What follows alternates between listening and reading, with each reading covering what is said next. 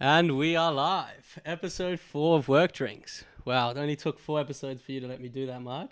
No worries, go for it. But, honored to be introducing this episode. We've got an awesome one in store that will really dive into the not-for-profit sector with two incredible guests. Tonight we've got Rikki Stern and Tony Stuart. How are you guys going? Good. Thanks for having me. Thank you. Thanks for coming. So as we kick off every episode, we like to cheers, and you guys have brought your favorite beverages with you tonight. So Rikki, what have you got there in front of you? I have a Sauv Blanc. It's a white wine. Awesome. Don't know if people can see. And how about yourself, Tony? I have a Central Otago Pinot Noir. As a dual citizen, you can expect notice from me. Yeah, I heard that New Zealand makes the best Pinot Noir. Just heard that somewhere. I heard that too. I wonder who told you that. And in front of us today, we've got Das Juice, just a nice natural red wine. Been enjoying my natural wines lately, so Sam and I picked one up just before the episode, and it's pretty good. Fair enough. Well, as we kick off, welcome to Work Drinks. It's an absolute pleasure to have you both. And like we always say, cheers to a great conversation. Cheers. Cheers, guys. Cheers. And thank you so much for joining. Cheers. Thanks for having us. So we'd love to kind of kick off at the start. We have a lot of a long journey to sort of cover. But I guess just to begin, we'd love to start with what were your dreams and aspirations as you guys were starting your career, starting your education? Where were you at before things got started? We'd love to start with you, Rikki. Oh, okay, sure. So my dreams and aspirations, I guess I'll sort of start with in high school. I don't think I knew what I was doing. I spent a lot of time at the careers office, and she still didn't know what we were going to go with. But I took a gap year, and then I started a psychology degree because I got in, and I think a lot of people sort of apply for random things, and whatever they get into, they sort of just go with. Whichever one makes their parents cry, I guess. But it wasn't really for me. I loved, I'm very passionate about being with people and just working with people. But I was very creative, and I knew that wasn't really the route I wanted to take. So I'm currently studying design at UTS, Visual Communications, and I'm running an online support group for young girls with cancer. And my dreams and aspirations, I think I'm still working it out. I don't know if anyone fully knows I think you'd be lucky if you knew from the get-go what sort of dream you wanted to end up with. But I'm just following my passions and trying all different things, and hopefully I'll work it out as I go. But I'm very passionate about what I'm doing currently. So hopefully I'll stay that way. Yeah, awesome. Thanks so much, Rikki. And there's a lot in that we'd love to unpack over the course of the show. But yeah, thanks so much for sharing. And I agree. I have no idea what I want to do. And so 100% agree with you there. What about you, Tony? Where did you start? What were you passionate about when you were, I guess, beginning your career? Well, I grew up in a very small part of New Zealand called the Bush. It's actually the smallest province in New Zealand, so I am from the Bush. And I was probably the only one from my primary school who went to boarding school, and the only one who went to university. And I guess I probably in those days just wanted to make my parents proud. My grandfather was a lawyer, so I thought, well, I should be a lawyer. My aspiration was to do law, but I failed dismally my first year. I repeated it in my second, and I failed my third year. And the Dean of Law pulled me aside and suggested that I'm not cut out to be a lawyer. But would I be interested in looking at commerce and marketing? It's a new degree at the university, and I was the first sort of marketing and branding student cohort in New Zealand, and I've never looked back. Wow. And sorry to interrupt, was that at Stanford? I noticed on your LinkedIn. No, I went to Stanford. In fact, my first experience at Stanford was in my university days when I was the coach of the women's rugby team for a while. Oh, wow. I always wanted to go back. Didn't guess that one. I'm sworn to secrecy about what took place in those days. There's some very high-profile women around America right now. But I always wanted to get back, and I've been fortunate that two organizations have supported me going back to Stanford. Wow, so from failing your undergrad law degree to ending up in Stanford, there's definitely some big jump we've made there. I'm curious as to what, where you went from completing your Bachelor of Commerce in New Zealand to, what was your next step from there? Well, look, I'm not proud that my commerce degree, which most people complete in 3, took me 6 years. But the last 2 was as student union president. And I did get involved in things like anti-apartheid, but also really wanting to make the university a fun place to have a very, very fun campus life. But that was virtually a full-time role. But what that did is to give me leadership and management experience. And I was fascinated with global brands, and I was fortunate to be offered a role at Shell Oil just out of university. And what was it about Shell Oil that drew you there? Was it just that big shiny brand that you mentioned before? Well, the funny thing is that my same grandfather had worked for Shell, and so he had passed away. But I tracked down the former chairman of Shell and the CEO, and I talked to them about, they both retired, about Shell, and learning about it, what sort of culture, what was it doing, and then funny things happened in life. HR director rang me and said, we've come across your name. I dare say one of the former CEOs or chairmen suggested, when I applied as a graduate. So probably my first opportunity of really understanding the importance of networking. Wow.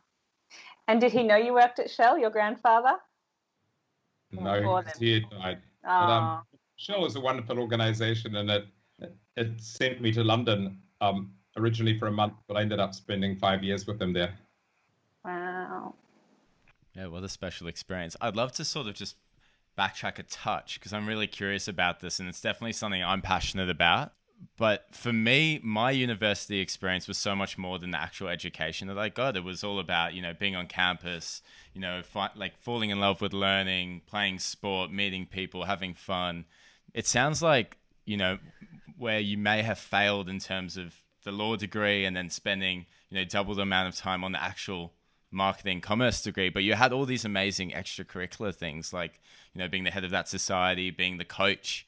What is the value of sort of the plus things of university? What's your stance on that? Look, well, firstly, can I say how difficult it is for anyone listening to this podcast who is at university or part-timing in the digital world. The interaction of meeting colleagues, learning experiences, as you say, guys, the sport, the events on the way through. We had a ski club in Canterbury, which had 2 ski lodges. By the way, the reason I went to Canterbury, it's the only university in the Southern Hemisphere that you can ski inside of an hour from the campus door. That may have contributed to why my career in law didn't get off to a good start, but there was some fantastic powder snow. But I do think that those relationships you meet, and it probably set me up for a bigger lesson in life that you do need to pull your finger out at some stage and start to do good work at university. But you've also got to put yourself out there and get involved in societies and clubs and things where you're helping others. I just was very fortunate that at Canterbury, and to put it in context, I'm still involved with Canterbury University. When the earthquakes happened at Canterbury, I rang the student union and asked if I could fund the student army, and we sponsored the student army, all of their equipment and vehicles when they were that volunteer student army. Wow. The earthquakes, that volunteer student army has replicated its model across universities around the world, Mexican earthquakes, Japanese tsunami, and now 40% of students at Canterbury University join the student volunteer club, and they go out into the communities or regional towns and do things. So it's part of the ethos is not just academic. That's awesome. That's so cool. Look, I was going to say, Tony, I'm one of those individuals you were talking about that's having to. I started I started my design course a year ago, and we've been only virtual, which has made it really hard to, make friends and join clubs and everything. And I'm also working virtually, so I do a lot of my everything from my bedroom these days. But I'm really next week I start my first week at UTS on campus, so really looking forward to that and working out what clubs and stuff to join. So that's as much as I had to add. No, but that's really important, Rikki, because I was really proud of my daughter one night last year when she said she's at UTS, and she said she came out of a tutorial and she saw a lady or who had been in the tutorial outside, and she asked her for a cup of coffee. And this lady said, "You're the first person who's asked me for a coffee all year. I don't know anyone at UTS. I've come here. I'm staying with my auntie. I'm from the country." And you realize, are there people at Price Waterhouse like that, part-timing? We've got to try and, get outside of our comfort zones and just sometimes ask somebody if they like a coffee or how they're traveling. And I think agree more.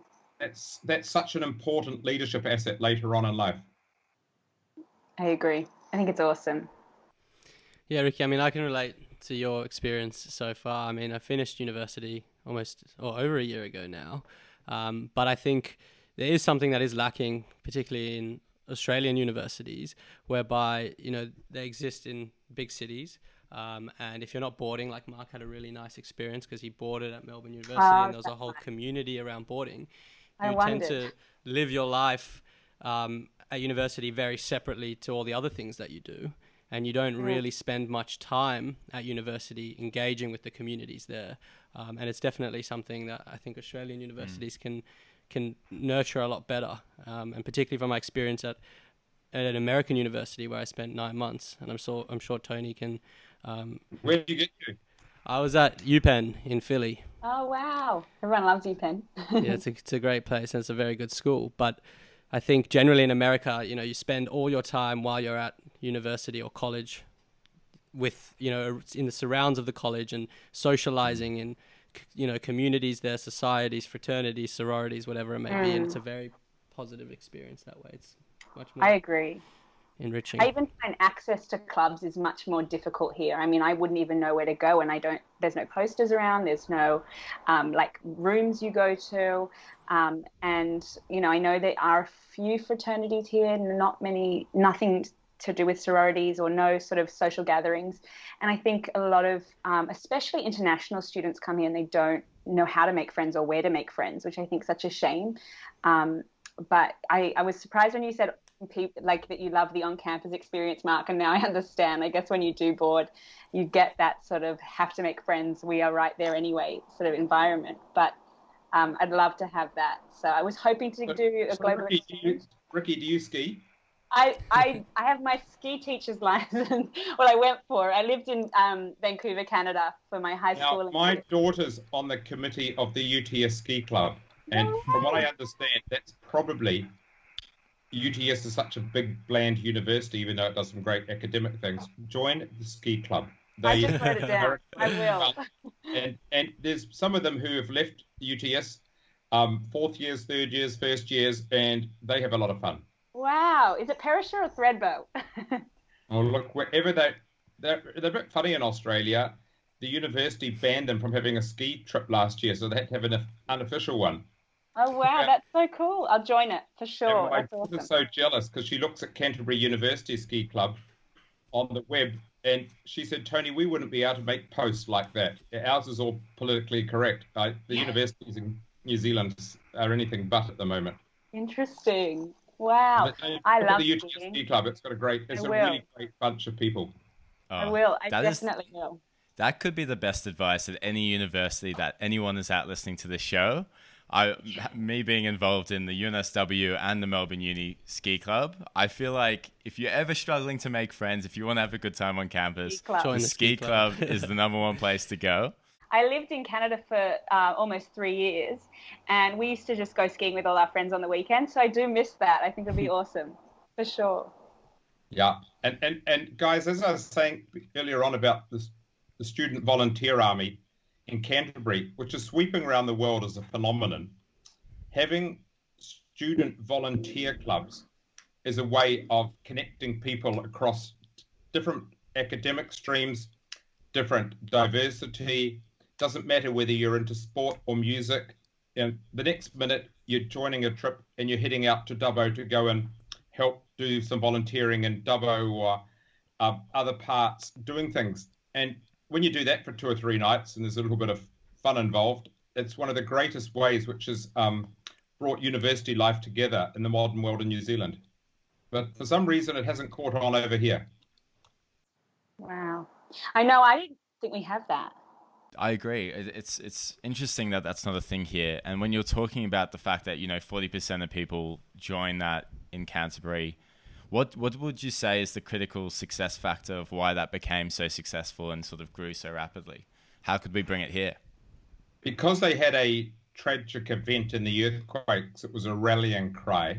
Yeah. But I understand universities across America are now picking up the concept that students want to give back. They want to be involved. They want to help.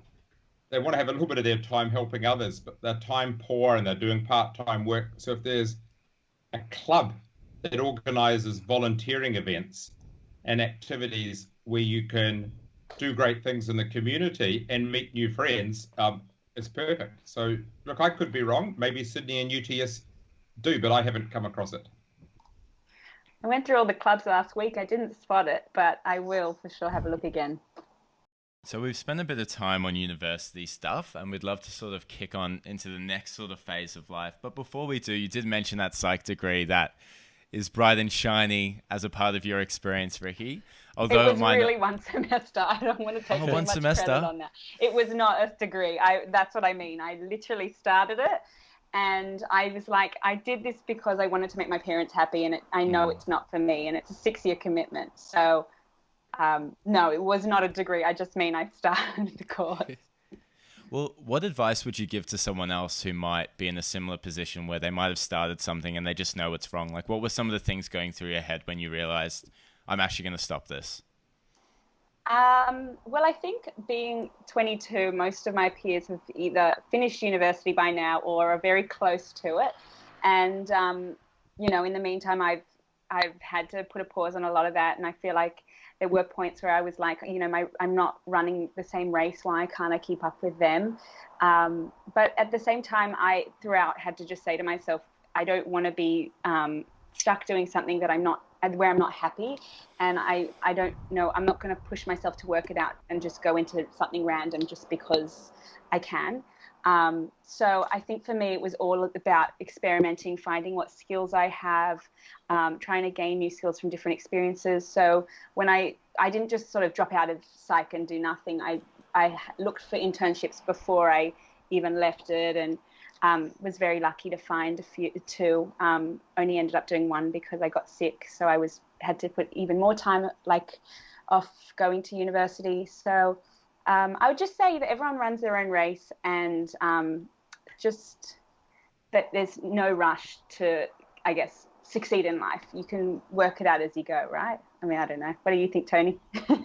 No, I totally agree. Look, I have so many family friends freaking out. Their kids are 21, 22, 23, haven't got a job. I was still partying hard at 23 at university. I had no intention of joining the workforce. Now that you look like a I partier have in front of my age group, does it really matter whether if I could have my time again, I'd have still had an extra year. You can't give those years back. And the other experience we'll probably come on to is the OE experience. Anyone working at, PwC, I will be so disappointed if you start in Australia and finish in Australia and don't go overseas. Yes, it might help the mortgage and it might keep you in touch with people, but nothing can beat what I've watched so many Australians in New Zealand have, which is the chance to work in another country. And if you don't do that when you're under 30, it gets so much harder in life. And just on that subject, guys, I'm actually meeting our trade minister next week, and I want to talk to him about this is Daniel Teenan, about the gap trap. Do you know about the gap trap?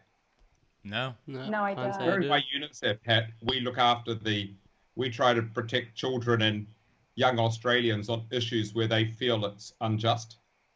One unjust issue is, as an Australian, if you're at Price Waterhouse and you go to London and you're not sponsored, you just go on an OE, and you do 6 months and you have to come back because of COVID or a family thing, you can't go back because you can only use your entrance visa once. I'd like it to be cumulative, and I'd like it to be so that you could go once when you're 21, 22, and you could go again when you're 28. And I'd like it to be a longer period. I think we will have a better balanced Australian professional workforce if we can get more Australians to experience living in another country. I agree. I would love to do. I guess that's kind of my goal. I've always wanted to travel and been passionate about it as well, Tony. So I think that's an awesome thing. I think you'll do. I hope it goes through. I hope you. Well, I'm going to keep pushing because yeah, please do. I really feel that's a denial of child rights that you know it's very restricting, and I would hope that now that Great Britain's not in the EU, it can look at reciprocal, because it's fantastic for young Brits to come out to Australia, not just at 19 on a gap year, but also come back when they've had a bit of professional work. I agree. And also I think learning from other cultures will make us improve what we have here to work out, what others do that are better, what we do that's better. I think it's really important as well. So Tony, I think the last we touched on your career was when you started off as a grad at Shell, and you've obviously had a very successful career and in many leadership roles and what sounds like overseas experience as well. So I'm interested to know what step 2 was for you, or potentially when did things start to click into gear in your career and you really started to make some progress from being just a grad at Shell to being CEOs of various companies? It's all a journey, and in my case, I had been boxed in a wee bit as sort of marketing. So I was keen to move into strategy in Shell because you can have the same brain and the same degree, but suddenly you've got a new label. Gosh, you're strategic, you must be smart. It's a bit like doing corporate advisory or financial services. You can be the same person and somewhere else. But unfortunately, we do get labelled a wee bit. I did find that in my time in Shell, I realised the key for big organisations is to put yourself out there and to volunteer for extra duties. Be part of cross-functional teams. Find if you can help on another project. So I used to then get a reputation of when overseas visitors came to London, the English would take them out for lunch, but they hated taking them out for dinner because they would live an hour out of London. So I'd be given all sorts of weird and wonderful visitors, from Chinese VIP to Russian partners, and I would be expected to go out and host them for dinner. Now, I've got long life friends from doing that, but also volunteering for a lot of projects. I heard one day that Shell was looking for someone to help on a project in Greece.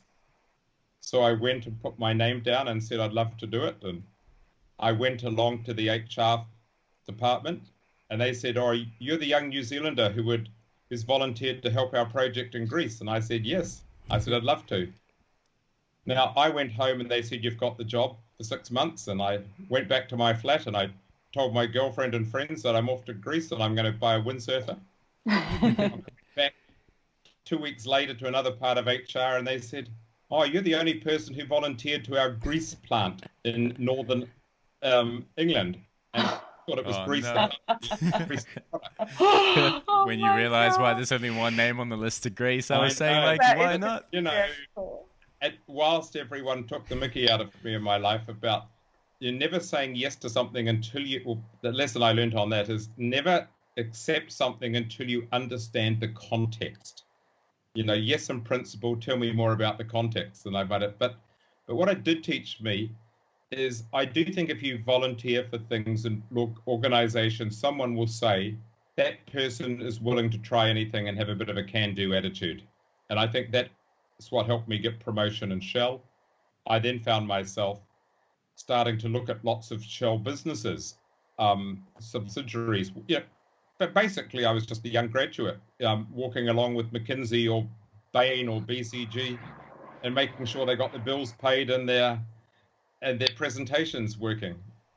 But it did bring me into that world. And then I was fortunate that British Airways were looking for someone with strategy experience, with subsidiary companies. And then I guess from British Airways, there was a business which wasn't doing very well, and I asked whether I could have try and look at it. And then they asked me to run it, and that was my first GM spot, and I've never looked back. Wow. But I do say please don't stay in your box wherever you are. There's always cross-functional teams, there's transformation, and I guess as the old dog, I would argue that if you do great work, is one thing, but you've got to do great work in a great way. But you've got to go out and put yourself out in a big organization. I used to knock on the door of the finance department in Shell and ask, can you explain what you do? Because I'd like to understand how our finances work. And they'd look at me like I was an alien. But the next minute, you're sitting in there. So if there's a part of Price Waterhouse you know nothing about, go and knock on the door and say, I'm just curious to know. Because if I was, to ever get to a leadership position, I like to understand all of our business areas. Now, I have a question, Tony.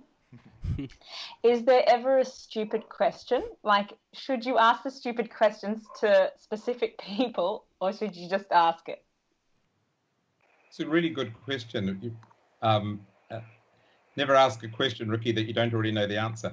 I don't think there is a stupid question, because it's really how I don't understand. In the case of UNICEF, when I was in New York, I went to our IT department and asked, I don't understand the whole IT backbone of UNICEF. Now, I don't understand that area. And he probably thought I was being stupid, but he sat down and explained it to me, because nobody has ever asked him that. So don't underestimate. People are very proud of what they do in an organization. And I believe that every organization has a certain area which provides the spine of the organization. It could be systems, technology, talent, but really understanding how that operates and saying, I don't really understand this, but you're a hell of a luckier than I am, because saying you don't understand it, when you're at my stage of my career, people think, well, hang on. But at your stage, there is no such thing as a dumb question. Awesome. Thanks, Tony. So there was a lot in what you just shared, Tony. So I'd love to put a pin in that just for a moment and sort of shift over to you, Rikki. So you said you did that internship. I believe it was at a place called Initiative. Is that right? It was Initiative Media. What did you learn while you were there? Did you have any similar moments where you sort of felt like things clicked into place, where you had a big learning day, maybe something went wrong, but you learned a valuable lesson? Did you have any really big learning days while you had Initiative? I did. They initially put me, I think, in strategy, or something that they just kind of had no jobs in. I'd be sitting there being like, can I help? Can I do anything? Everyone's like, no, she's just like another intern that they've gotten asked that, we have to retrain or whatever. So I thought, you know what, I'll just go to the other teams and just keep asking people to give me some work to do. And I was really lucky that I met a really lovely man who trained me and to help him edit for advertisements and ads on TV, which was such an awesome skill for me to learn. And that's kind of how I ended up in design as well, was just by being in that sort of sector. I would never have gotten there had I sort of just stayed around and tried to fit into the box that they thought I would fit in.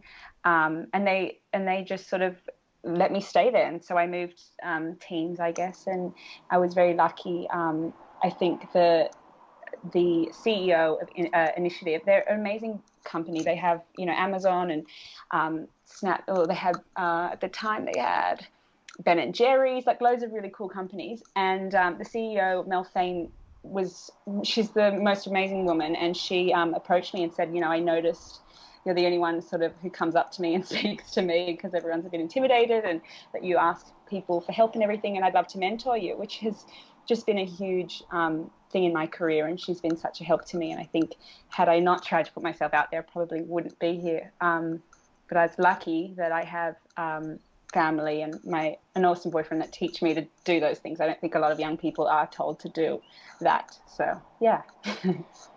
I mean, I think at this moment, I'd like to just call out such a point that we always discuss, and one of the reasons why we wanted to start this whole show, which was to tap into those experiences of young professionals and to hopefully provide value to that audience and around what they should do and what they can do to really elevate themselves in these formative stages of their career. And I think we just recapped such a nice and important point in that being young, there's so much opportunity in just speaking your voice and asking questions and asking for the help of people that are more senior, because it is such a special and privileged time to be able to ask those questions. As Tony said, when you're young, you can afford to ask anything. And as you mentioned, Rikki, when you do ask people, the more senior they are, and we've touched on it in the show multiple times, the more senior someone is, the more willing they are almost to help you out and speak to you. So I think we just recapped a really, really nice point there. And I totally agree with what you said about Rikki. But I would say you don't have to ask for something. One day we were having a few drinks like this at Shell one evening at a pub, and we were talking that we'd never met our CEO, one of the world's largest companies, and we'd all been there by that time about 3 or 4 years. So I said, well, why don't we invite him out for dinner? And then everyone was sort of a ghastly silence. And I said, no, come on, let's just drop him a note and say, we don't want to talk business issues. We'd just like to understand how he got to where he is, and could we learn anything? And I have to say it caused all sorts of ructions with the HR department. And, didn't know what to do and where we're serious. But in the end, Sir Peter Holmes came and had a Chinese dinner with us. And he said, I've never been asked. Oh, and, that's a great so story. Don't underestimate that with a senior partner or managing partner. People have got time to have a drink or a coffee, and provided you're not coming to talk about a specific business thing which should be in your line, but just to know someone as a person. And we were all 21 once. And Peter Holmes talked to us about his university career, and it was absolutely brilliant. Amazing. Wow. Yeah, I'd love to sort of build on what you just mentioned, Tony and Dean. It's almost like what you both spoke to there around your experience with sort of getting this mentor, the CEO of this organization, who said that everyone else was too scared to talk to her. And this experience that you just had, you just mentioned, Tony, with the CEO of Shell. It seems like people hold on to an assumption that they can't do things. And so we've got this sort of dynamic on the show right now. We've got a young professional in you, Rikki, and we've got, as you said, an old dog, Tony, an experienced... Oh, no, would never describe you that way. But what are some of the assumptions that you feel like people hold on to for yourself as a leader, Tony, or for you as a young professional, Rikki, that you think is just should be challenged, shouldn't be true? Tony, would you like to kick that off first? I think people can use authority and power and get intimidated by it. I'm still Tony. If I'm having a glass of wine, this afternoon I was doing silly videos with 19 and 30-year-olds because we had our staff fun sort of get back together session. I think age and status shouldn't diminish. Unfortunately, it often does. And I love leadership programs where you're not allowed to say who you are or what you do. You've just got to be a real person. But I do think it can intimidate. And it intimidated a lot of my colleagues back in Shell. Some of them didn't come to that dinner because they were worried that they would get into trouble with their boss. So I do think you shouldn't worry about those things. And don't be frightened of just dropping someone a note or a suggestion. Or something that you think is in the company's interest. Because I do think networking inside the company is really important. Some of those people may leave one day. You might get tapped on the shoulder to come and join them. But I do think people can get caught up in their department with their line manager and feel that they've got to stay in that box. And I personally, if I could show you my study here, there's 2 farewell pictures I've got, caricatures of both an airport and Shell, and both of them have got a rule book being ripped. Oh, nice. Don't believe in, don't let the whole system bring you down. Be yourself. That's awesome. I like that. How about you, Rikki? Well, I think that Tony for me is kind of like a great his story is in general about how you got to where you are, and how a lot of it was just luck, and a lot of it was you saying yes, and a lot of it was people coming to you. I think that sort of assumption that I know what I'm doing and that I know where I'm going, I think that's kind of always been something that I don't I don't think everyone knows exactly where they'll end up, but I think like as long as you put yourself out there, opportunities hopefully will come. And I think for me, I'm reassured that, Tony, that you didn't, your first instinct was, I want to be the CEO of UNICEF, or I want to, you know, work for Shell, you know, that just happened because it happens and life just happens that way. So I don't know, that's something that makes me feel better at least. But Rick, thank you for saying you've got to put yourself out there. You do you do within your organization and you do outside. Some weird things have happened in my career. I used to go and ask the complaints department of Shell what complaints they've got about our area. And I used to grab some of those complaints, even though they'd been written to with the standard, so this is at British Airways, the standard letter, and I just choose some of them and ring them to check were they happy with the written complaint and is there any more feedback because I'm new in this department. And one old boy one day was blown away. He had got the letter from British Airways probably about this particular experience he had, and he said, well, thank you, for listening. I don't think they really understood my issue. And I went, blah, blah, blah, listen. And I said, well, I'm new, and that's really great feedback. I thought nothing of it. 3 months later, British Airways got a new CEO. And at the CEO's very first meeting of all staff, at the end of it, his chief of staff came and asked me that the new CEO wanted to meet me and didn't know who I was. And I went along and met him at the end of this meeting, and he said, oh, Tony, I've got to meet you. I'm going to see my father-in-law and mother-in-law this weekend in the country. And my father-in-law told me to look you down because you rang him 3 months ago. Wow. Now, karma's a weird thing, and I could probably reel off half a dozen experiences like this. So I'm not saying it naturally happens, but sometimes in life you make your own luck and you do good things to other people, and I'm a great believer in karma. Tony, I feel like you've taken almost an unconventional approach to certain, things that you've done in your career, whether it be reaching out to various departments in your organization to find out what they do and to learn more about the company that way, or, with the anecdote you just told. Was that just something that came, were these like ideas, something that just came naturally to you, being an inquisitive guy that was just keen to learn and progress, or did you learn this from someone else? Great question. I think you're inquisitive as a child, and you can lose your inquisitive when you get into big corporates. It's a really great word you use. Be inquisitive.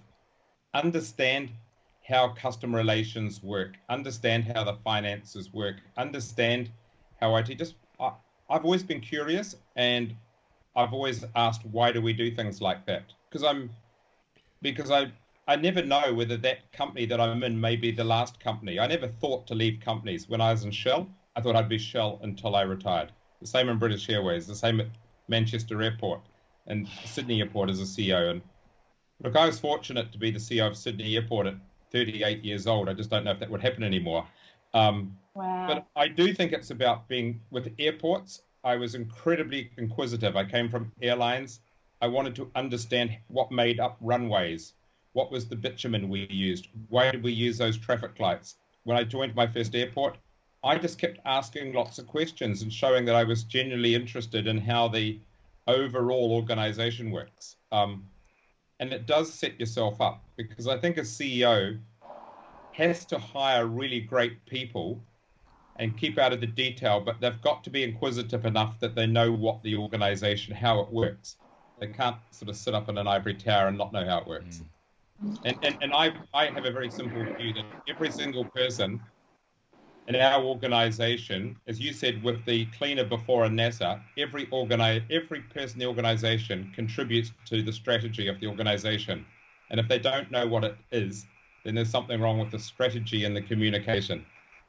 And Tony, I guess it's a question on that, and also on, I think people are so, I guess the world is so money driven and drive for success and in a more financial aspect. How important to you is company culture, and how important is it to dedicate time to that rather than spending every waking breathing moment trying to earn money for this company? Wow, that's a deep question. Sorry. I mean, in my case, I know that my kids really don't care how much money I help made the investors of Shell and British Airways and airports, but they probably care more about what we're doing to help marginalized and vulnerable children in the world, particularly with what's going on right now in, say, Yemen and Ethiopia or Indigenous Australia. But I do think taking time for the culture of the organization, I have been fortunate that in every organization that I've had the privilege to lead, we've seen very large staff engagement.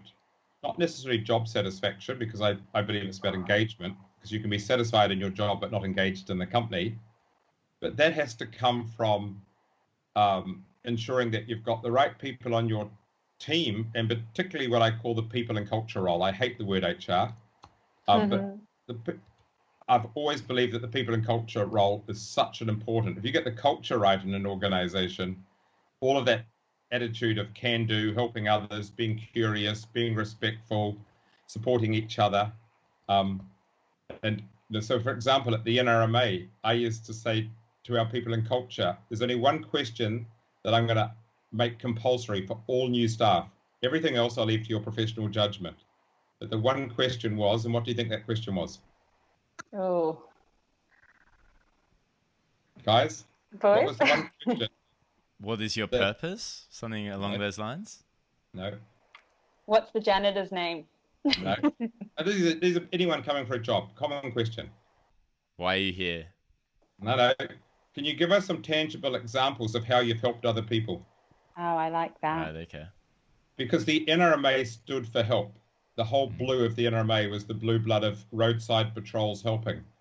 My view is if you can't say how you've helped in the community, you're probably not going to help your colleagues when you get into the organization.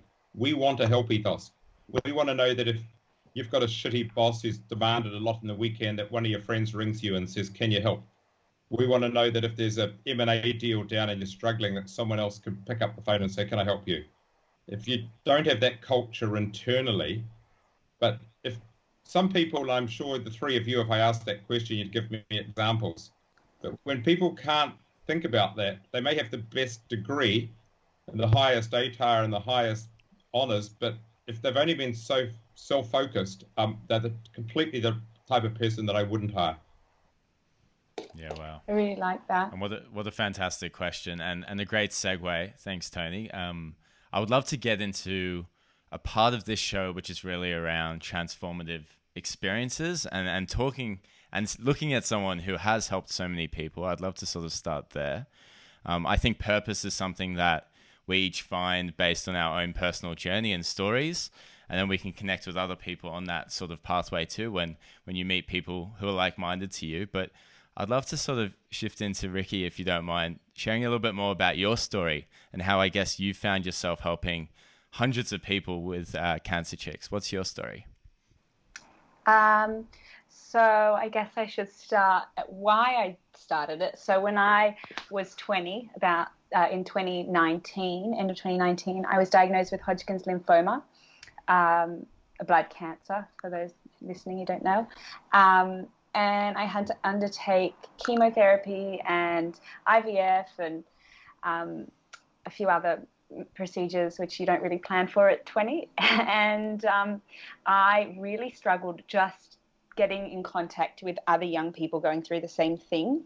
Due to confidentiality with hospitals and a lot of charities, they couldn't put me in touch with them, or if they did, it was usually with, say, an older man or just someone who didn't really fit the bill of how do I draw on eyebrows, how do I style my wig, or things like that. And so for me, it just came as if I needed this purpose. And I was put in contact eventually with a few friends who knew people, and through the hospital I met a few girls while I was there, and I started just a social media group for the 6 of us at the time. And now we're almost 700. We're 650 girls, and I've been very lucky that it's become just my purpose. And I've taken a lot of girls on holidays, taken them on retreats, and raised money. And run the City to Surf, put on sporting events. It's been such an amazing thing just to be surrounded by young women who are fighting and are just so grateful and going through their struggles, and watching them become friends with each other, and watching them support each other and become more confident throughout their struggles. I think for me, just witnessing, well, personally feeling the effects of losing your hair and losing a lot of the things that having to pause life to go through treatment and all these things. It does take a lot out of you mentally, and it takes a lot out of your confidence. And I'm really grateful that I have accidentally, I guess, created something where I see women like that, where I was, become much more confident in themselves and build friendships that have lasted a really long time. So, and currently I'm working for Pink Hope, which is a breast and ovarian cancer prevention company, also genetic cancer prevention company, charity, and they're a beautiful, beautiful organisation who have helped me put on events before for Cancer Chicks, and so I'm running them together, and they sort of work with us, and we work together, and that's me.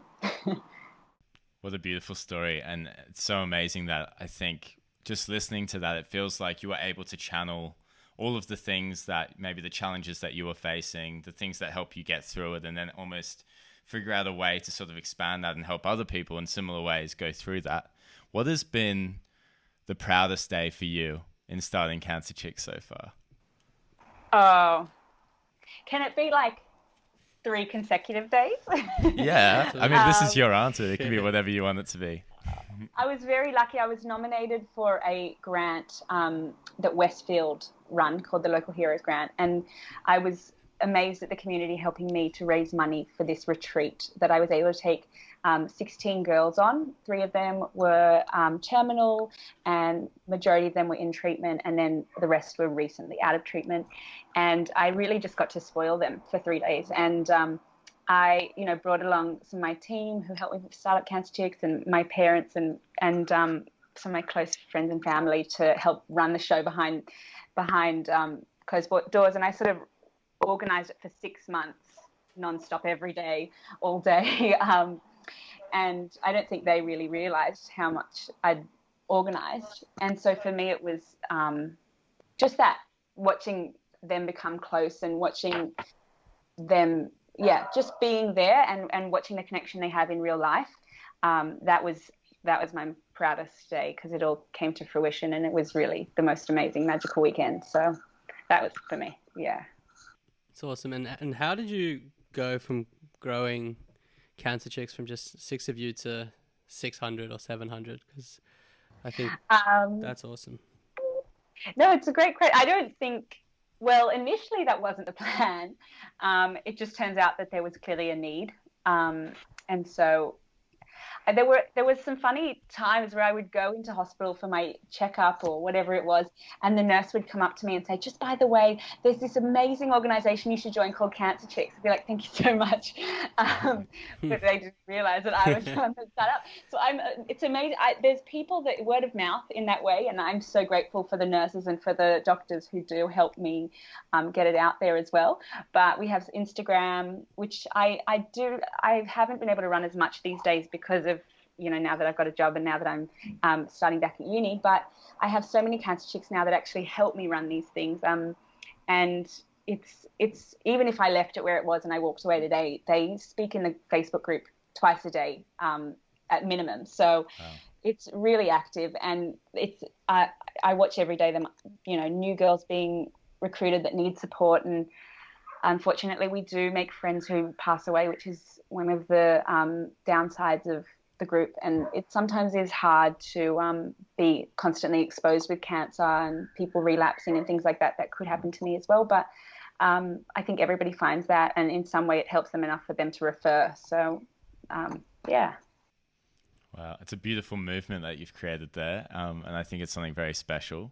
But one of the things that just sort of sparked in my head as you were saying that is when you started the show, you said you weren't really sure what you wanted to do.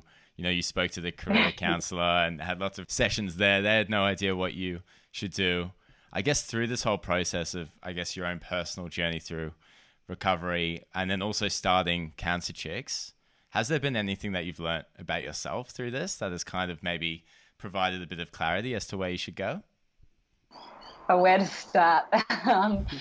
Look, I definitely know I flourish when I'm helping people, and that's Tony's job too. We both can resonate with that one, but and I need to be around people or talking to people. I don't think I'd be a very good one-man show, and so I have so many people to thank for the fact that we are what we are after 2 years of only existing.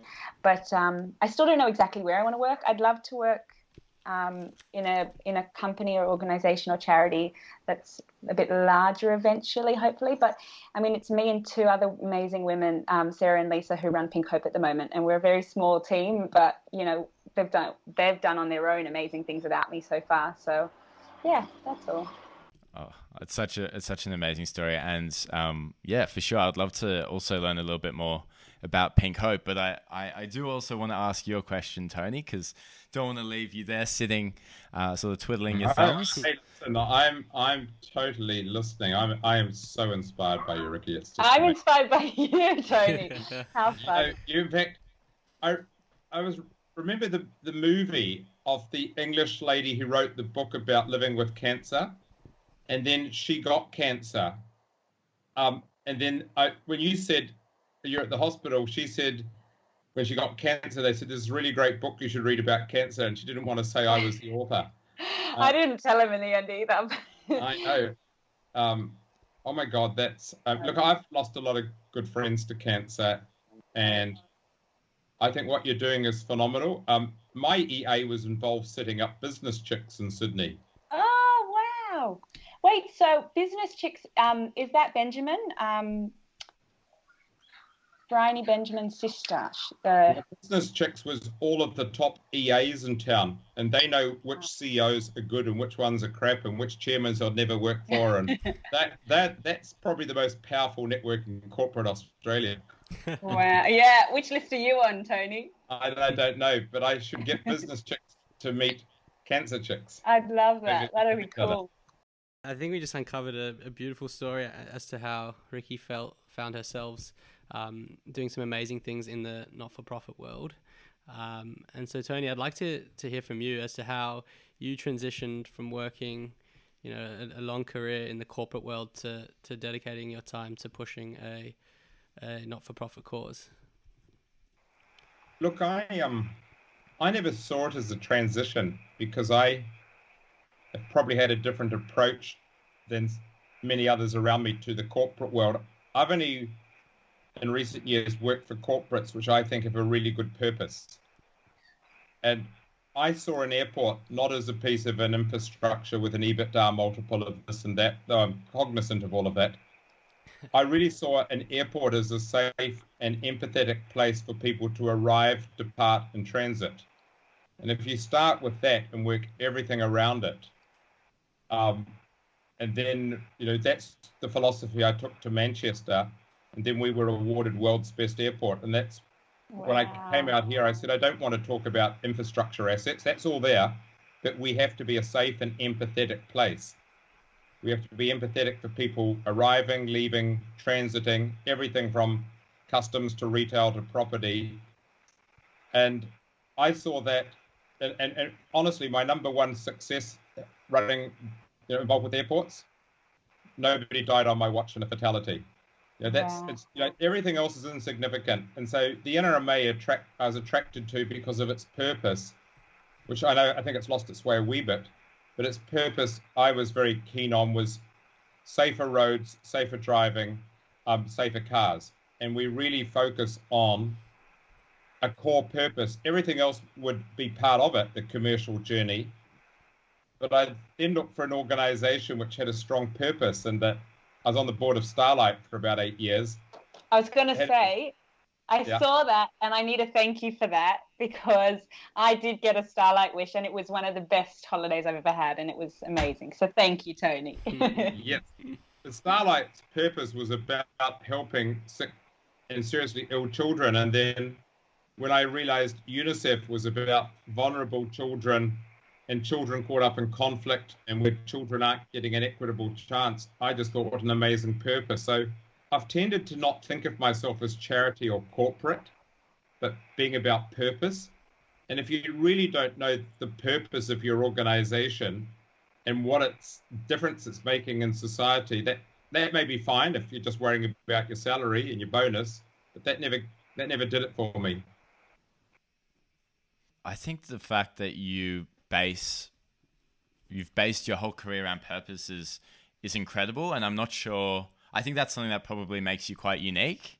So my next line of questioning was around, what your experience in corporate really brought to the not-for-profit sector, but it seems like you had that common thread that almost each of these experiences were building on each other. So I would love, as someone who's a young professional myself, a few years into my career, I think a lot of people at that stage are looking for their purpose. And so from having that sort of purpose thread through your career, what would you advise to people starting out in terms of being motivated by something that's beyond the money, the promotion? How do you stimulate that in someone? How do you build that throughout your career? Well, look, in fairness, I think it really comes back to the leadership of the organizations. If the leaders can't articulate the vision and purpose and how, by you joining or staying, you're contributing to that, then I'd be having a question of whether that hits with my values, because I'm very purpose-driven as values. Even in British Airways, it was very much our purpose was to provide the number one customer experience in the world for airlines, and I learned that with Colin Marshall. We were very purpose-driven. I've been very fortunate that all of the companies at the time, the leadership were quite purpose-driven. Now that changes because leaders can change and become very financial-driven, but I still think if you've got a strong sense of purpose, it makes that journey much easier. In the case of coming across to the not-for-profit world, I think by articulating the purpose and how everyone can contribute to that purpose. So I describe UNICEF, and indeed this applies to most charities, as a fish. And we talk about our fish and we draw pictures of our fish. The front of the fish is very much about the results of our purpose. Why are we here? In our case, it's children, international and domestic.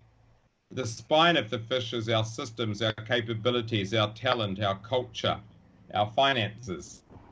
But the tail of the fish is about our customers, our supporters, our brand, our engagement, our attracting new business, our customer loyalty.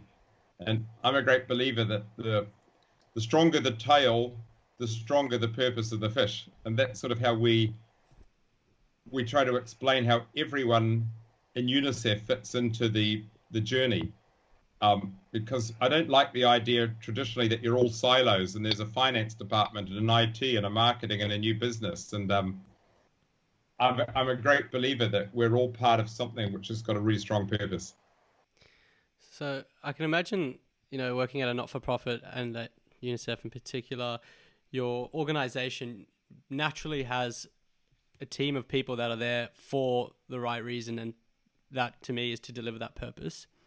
But just to reflect back on your time, particularly at Manchester Airport, how do you get an airport or any sort of corporate from and all employees of every level? You got your customs workers, you got people checking the bags in. How do you, as a CEO, as a leader, get everyone in that sort of organization to buy into that purpose and that vision that you had, which you so successfully delivered?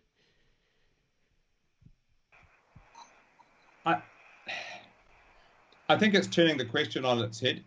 Can I understand how your area is how it fits into what we're doing, and how can we help the area? I would be the opposite, which was with customs and police or anyone. Here's where we want to be. I really would like to understand how we can support this area more, or work or communicate, so that everyone feels, not so much asking them to buy into it, but feeling that they have a sense of ownership. I don't ask my IT or finance people to buy into UNICEF. I ask so that I can understand how they feel they contribute and how I can support that contribution. It's just probably a subtlety, but it's a very important subtlety. Tony, do you feel there was a clear progression in your career from where you started out to where you are now? And do you ever feel like you have imposter syndrome in any way? Even though I think you're the most capable CEO I don't know many CEOs that I know of.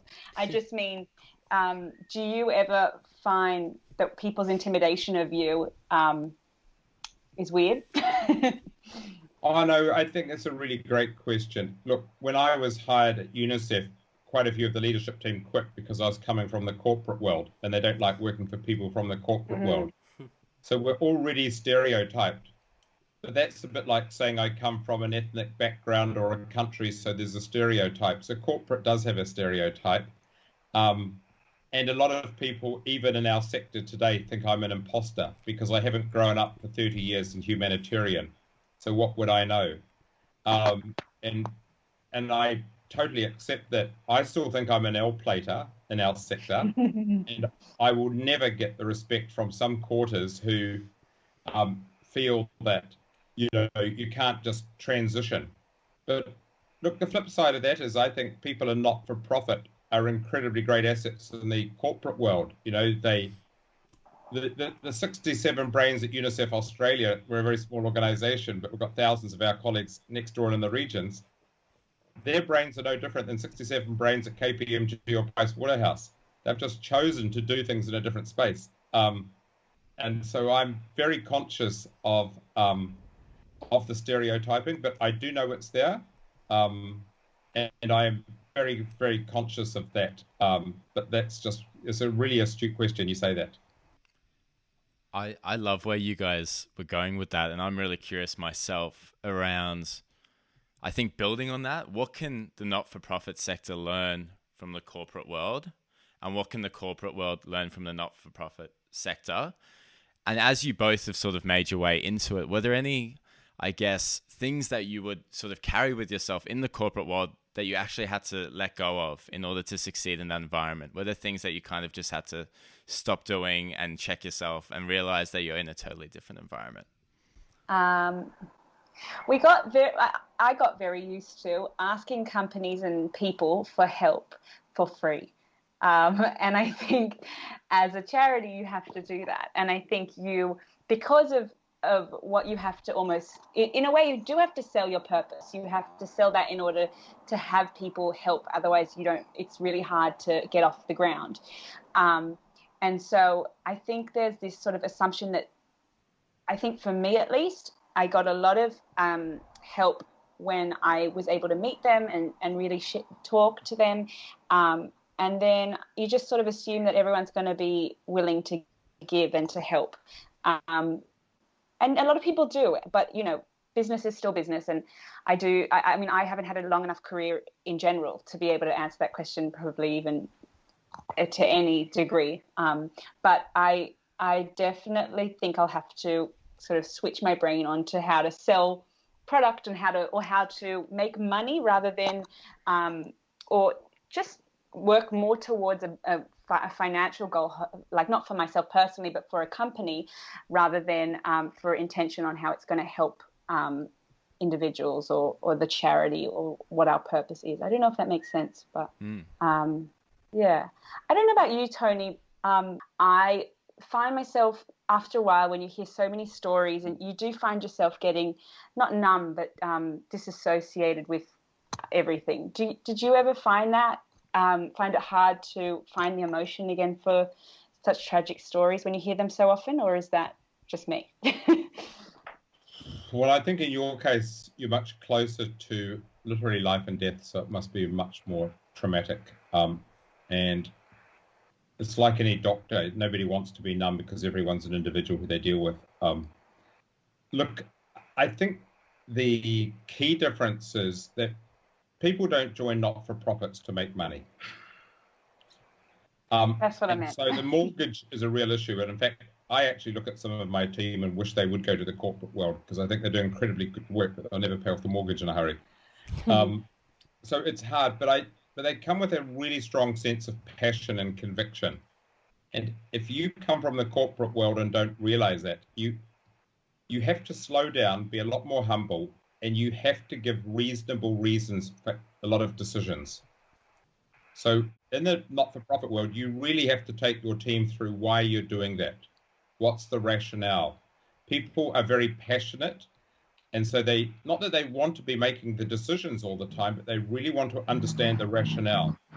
And they'll be the first to say this sucks if they don't like it. So you've got to be expected that people will speak their mind, which I think is quite good, given that I started doing that when I was young, much more than in the corporate world. And they really want to understand why things are happening. Whereas I think in the corporate world, you may at a younger age just say, well, that's what it is. So the flip side of that is I think a lot of people coming in not-for-profit are too remote from the finances. Often there'll be a finance department who knows what's going on financially and others don't. And I really worry for anyone going into any form of leadership role who isn't reasonably financially numerate, because I think you're doing them a huge disservice for their own career prospects. I agree. And I want to learn more. So, guys, I think we're nearing towards the end of the show.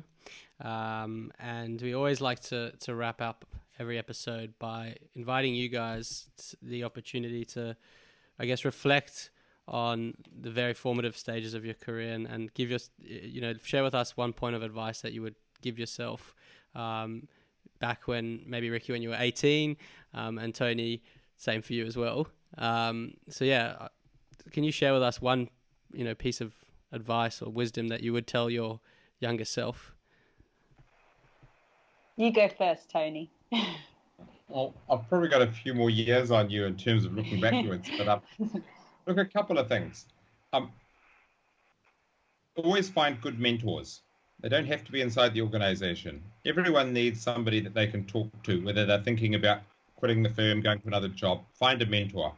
Doesn't matter whether it's a family friend, one of your parents' friends, an older somebody, but have one or two. When I first got the job to Sydney Airport, I told a couple of my mentors, and they were so excited, and how much is it paying, and what's the role, and as CEO. And one of my mentors said, "What's the most important thing you should be doing now, Tony?" And I said, "What, checking up my family's visas?" And he said, "No, planning your re-entry strategy." And I think the most important thing you can do when you leave an organization or a country is plan your re-entry. Make sure you leave on good terms. Thank people who've helped your career. So one thing I would recommend to everyone, even if you don't keep a diary, keep an annual book. And every year, just make a note of the key people who've helped you in your career that year. Could be someone from another department, could be an old university lecturer. And one day when you find yourself out of a job, or you're making a career decision, go back and ask some of them what they would do. And sometimes from time to time, just thank them for the start they gave you at university, or the extra bit of advice they gave you on that very first job. And never ring a referee twice to be a referee.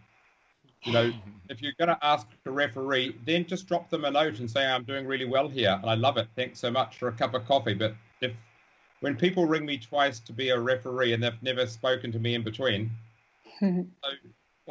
I can still tell you who the people were 25 years ago who helped me in Shell or Manchester, because I've kept a record of them. They're the people I always reach out to at Christmas. And believe me, that they will become part of your life. You don't realize it, but everyone listening to this, they wrote down now, there's probably been 4 people in their lives who've given them some advice, been a referee, been given them some support, reached out for them. Don't forget them, would be my key advice. That's awesome. I'm going to keep that list. I've written it down. So I will. And by the way, you know what? Because you get so absorbed in the moment of where you are in life, you forget about somebody 5 years ago or 10 years ago. It's just what the brain does, because we're so consumed with so much. That's awesome. It's true, and then you can reflect back. It's awesome. Well, I think for me, I've lived a lot in 5 years, a lot more than I thought I would. So, I just think that when you're finishing school or starting a degree or whatever, you think that life just plays out as, you start school, you finish your degree, you start a career, you get married, have kids, and that's kind of it. But I've kind of felt now, at least, that that's very uninspiring, and that you should try to travel and try to create memories rather than just sort of. I mean, it's important to save, and it's important to give yourself purpose and do things for others and do all these amazing things. But I think life would be really boring if you got to the end of it and had no stories to tell. It sounds like you got lots of stories to tell, Tony. So I'd like to be able to do the same, I guess. That's all. Yeah, love it. Thanks for sharing, guys. And before we get to our last question, I'd love to add one more, because I did make a promise to you, Rikki, before the show, and I'd love to extend that opportunity to you, Tony, around, I guess, the elevator pitch, the ask, the cause, the purpose of the organizations you work for. And I know, Rikki, when we were speaking on the phone before this podcast, you mentioned that there were 30% less cancer diagnosis during the COVID period. So I'd love you to just sort of give your piece there. What's your ask for that audience? And then, Tony, I'd love to extend the same opportunity for you and UNICEF, what you guys are doing there, and if anyone can sort of contribute and add to the purpose that you're inspiring in the organization. For sure, I'd love that, because, as you said, there's 30% decrease in cancer diagnosis, and that's not to say it's not there, it's that people are too afraid to go for their regular checkups, which is a really scary thing, because we predict that this year there'll be not only an increase in cancer diagnosis, but we'll be catching it very late. And so it might be too late for a lot of people to, go through with treatment, or, their treatment options won't really be there. And I think it's so important that we're going for our prostate checks, our regular just checkups, and just to remind people to do that. So that's really it. I love it. Thanks, Rikki. How about you, Tony? Well, look, charity begins at home, and it's Australian charities like Rikki which are really important in our community, because part of who we are as a country, and I've had this discussion from anyone in Parliament who will listen, it's not about our economy, it's about our nation. We have to have a strong economy, we have to have a strong government, but we have to have a strong civil society. And that's who makes the social fabric. Whether it's helping with cancer, whether it be helping with education, whether it be homeless, that's what makes Australia something very special. We think about everyone having a fair chance. But we don't also want to confine ourselves within Australia. Most of us have come from overseas. Not many of us can say that we're 100% Indigenous. And somewhere outside of Australia, things aren't as good as they are here by a long shot. There are terrible things happening in conflict right now. There's terrible things happening with famines. There's terrible things happening in parts of the world. And there's very few trusted brands when the going gets tough. If you want to know what happened to a lot of your friends who didn't join PwC because they didn't want to go into an office every day, they're probably out in a UNICEF refugee camp, whether it's in Ethiopia giving water, whether it's doing vaccines in Yemen. And I'm incredibly proud to say that virtually everywhere in the world where there's conflict, there's still schools going. There's still people helping. And if you're looking for a trusted charity around vulnerable children, which gets no funding from the UN, we're the UN's charity, but we're all private and government contributions. We're trusted, we're reliable, and we're dependable. And it's one organization which will get its feet muddy, being on the ground, but it will also be talking to the government of the day, no matter how good or how bad that government is about making a difference for children. But we can only do it with people supporting us. So I always ask, home and away, look after charities that you're passionate about at home, but occasionally try and think beyond the world we live in now and the bigger world. And we'd love to have your support at UNICEF. Thanks very much. I love that. I'm so glad we gave you guys the opportunity to do that, because that was just very inspiring. Yeah. And I hope that sort of hits home for people listening. So before we end up and just knowing that we're kind of on the wall of the 8 p.m. finish we promised you guys, we've had a lovely conversation together, an hour, 20 minutes. But if there was any questions that you guys have been holding on to or didn't quite get the chance to ask, I'd love to give you both the opportunity to ask each other a question. Maybe, Tony, would you like to kick off? Rikki, 10 years from now, what are you hoping for? I'm hoping to work with you. You know what, Tony? I'd love to. 10 years from now, I'd love to have a family, be happy, and have some amazing experiences. And hopefully in the future work with you or people like you. And yeah, I don't know. I don't know. A little optimistic about it. Not really sure where I'll be, but I'll be happy, I hope. So, and you? That's a pretty good objective, because if I'd been asked the question, what was the proudest moment of my career, it would be the birth of my children. Aww. Or our children. That always comes first. That's my goal. I hope to be able to find ways to watch people grow. I was asked why I wanted to join UNICEF as one of the questions, and I said because I think I could come in and help grow the next level of succession really well. And really that is my number one objective as the leader of UNICEF right now, to ensure that our board are spoilt for choice for successors when I step down, which I will before long. Because I think the most important thing a leader can do is to grow people who can fit their footsteps and make larger footprints in the organization. I really appreciate that you do consider the younger generation, and that you think we have a voice, and that you give us a voice as well. Because I don't think a lot of people your age or CEOs or try to consider us when they've got their goal. So hello, were we frozen? Oh, sorry. Can you hear me? We can hear you. Oh, cool. Any better? No, you just froze with me. No, thank you, Rikki. Look, part of what we do with government is to encourage, like on the Youth Mental Task Force, I've gone around government and said, you've got all these task force to do with young Australians, and there's no young Australians on it. I still remember being that curious 21-year-old.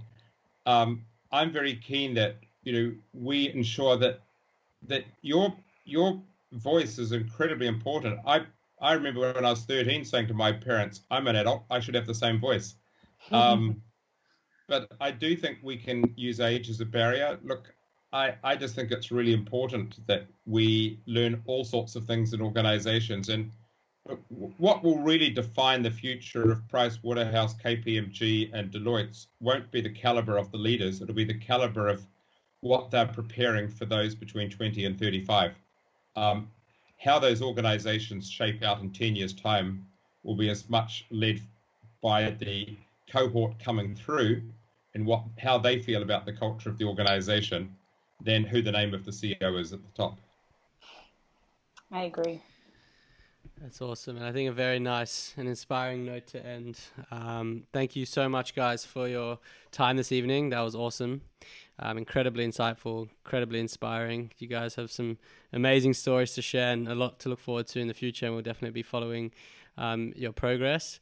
To our listeners, check out Cancer Chicks, check out Pink Hope, check out UNICEF. And yeah, thanks for listening and thanks for joining, guys. It was an absolute pleasure and privilege to host you tonight. Thanks for having us. And my only regret is we're not there in person and going out for a beer afterwards. But I agree. Absolutely, that's a big regret of ours. Okay, well, you know what? We're all in Sydney. Maybe we could have a lunch together one day. Definitely. All right, I'm locking that in. Yeah. All right, I'm holding us all to that. We're all in Sydney. You're going to get a text from me very soon. No excuses. Good, make it happen. And listen, if you two aren't running a TV show in the next few years, you guys are brilliant. Thank you. Thanks It's coming so much. soon. Stay tuned. Thank you guys very much. Bye. Appreciate it. Have a great night.